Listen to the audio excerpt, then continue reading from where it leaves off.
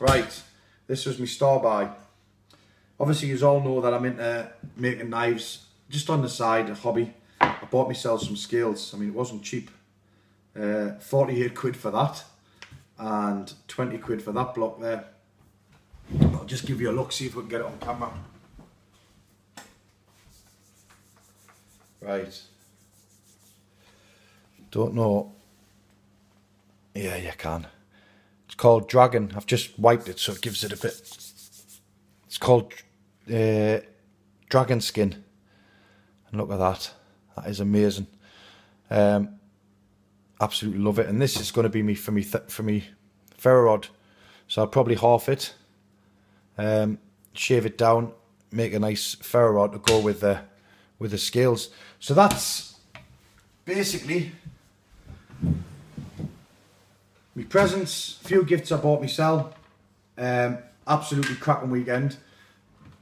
Brilliant. And thank you very much for everybody who come and said hello.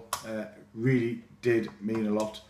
And this year has been great. The weather was absolutely shite. But, you know, the people who were there definitely made that that Bushcraft weekend, Bushcraft show weekend. Bushcraft show organisers, terrible, to be honest. I got there, asked permission on Facebook if I could put my tarp up against me Land Rover. Not a problem. Got the go ahead, so I only brought that down with us with the carpet beds. Got all set up. Sean and Forest Prepper come and give us a hand. Got it all sorted, and then was told to move after about 40 minutes of getting this tarp nice and tight and all set up. That's why I had to move. It was a fire risk. Obviously I was parked up next to the Basil lot, so I wanted to be there, you know, like with them lot, and was told to move. Now I had to move about 400 metres across the field, which I was gutted about, to be honest. I refused to move. I says, no, I'm not. It's not a fire risk, blah, blah, blah, blah. It's a diesel. Diesel needs to get up to a certain temperature before it combusts into flames, you know. Where's the fire risk? No, it's a fire risk, insurance purposes, blah, blah, blah, blah. So I had to take the tent down, well, the tarp down, pack everything back up. I was that angry. I went off to go outdoors, which was another 40 minutes drive. Also, after getting 4 hours driving down there, then put into a car park for an hour and a half before I actually got in. Let all these people who hadn't queued go straight in before the lads who were parking. So all of this was an absolute drama. This was on the first day.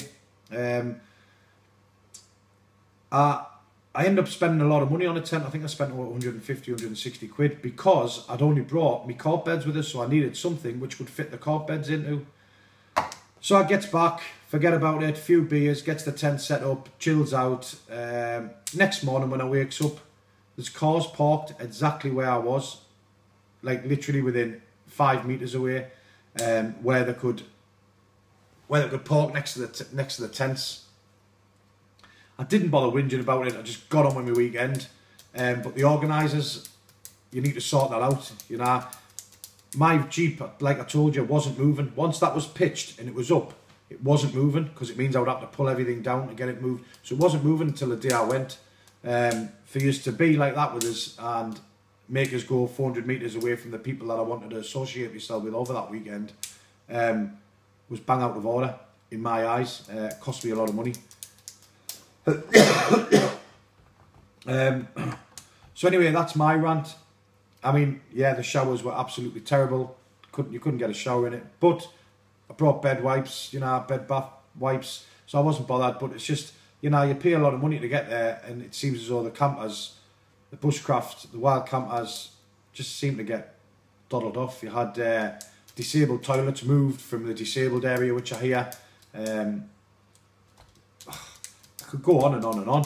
I think just next year you just need to sort it out, because I think if next year, if it's anything like it was this year, I think people will just make their own meets once a year.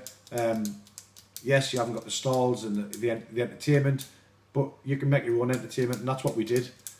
Yes, the weather wasn't great. You cannot judge that. You cannot blame that, because that's just part of the, you know, whatever happens on the weekend, weather-wise, you can't change it. You just adapt to it, you know. The mud at the bottom, you know, you say you couldn't book any stuff to get down, put down or whatever. You know, you knew this rain was coming 2 weeks beforehand because I knew it was coming. And then even just to put straw here down, people have said this to you. So if there's any organisers of the Bushcraft show watching this video, I hope next year you sort it out, because if it's not sorted, I think the year after you'll be struggling to find people to go. Yes, you might get a few, but not half as many as what will go. So anyway, there's my little rant in this video as well. But like I say, I had a cracking weekend with a great bunch of guys. I'm not even going to start mentioning names, just all now who I spoke to, and I enjoyed every single moment of it. Let's roll on next year, and hopefully I'll get to meet a couple of you sometime before then. Anyway, I'm waffling. I'm going to go, because it's time to go to graft shortly. So, see you on the next one.